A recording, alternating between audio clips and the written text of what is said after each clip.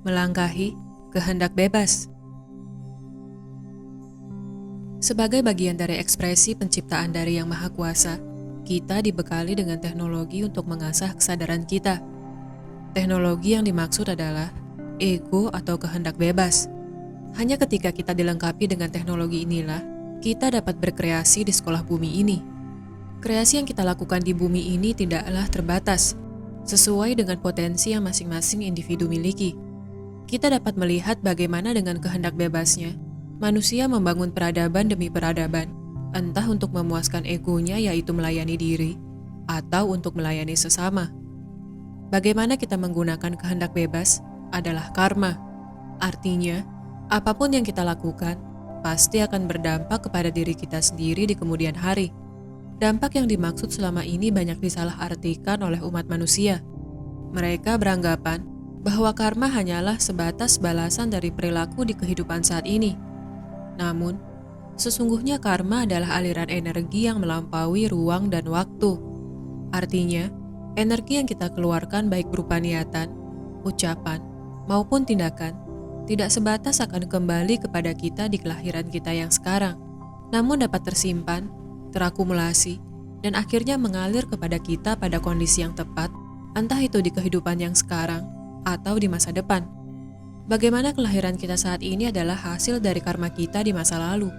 Sehingga, jika kita ingin terus mendapatkan pengalaman baru, maka kita harus terus meningkatkan kesadaran kita secara internal. Kita tidak bisa mengharapkan keluar dari pola berulang, namun kita masih berada pada lingkaran sosial serta emosi yang sama. Jika kita benar-benar ingin meningkatkan frekuensi kita, maka kita harus mengambil keputusan besar dalam hidup. Hanya dengan demikian, maka aliran energi karma akan dapat mengalir membimbing kita ke pengalaman berikutnya. Perlu kita garis bawahi bersama bahwa karma bermakna kerja. Artinya, sekecil apapun energi yang kita keluarkan adalah karma yang memiliki efek untuk mempengaruhi energi-energi yang ada di sekitarnya. Pada alam materi yang kita tempati saat ini, aliran energi membutuhkan waktu untuk dapat kembali kepada kita, sehingga kita harus berhati-hati dalam setiap kerja yang kita lakukan. Kemudian, bagaimana cara kita untuk tetap awas, sehingga aliran energi atau karma kita dapat membantu kita dalam evolusi kesadaran?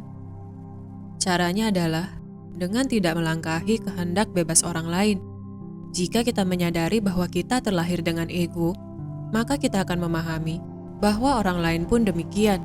Mereka juga bebas melakukan karma mereka dan tentunya bertanggung jawab akan hasilnya di kemudian hari. Karma orang lain bukanlah karma kita. Kita hanya bertanggung jawab akan karma kita sendiri.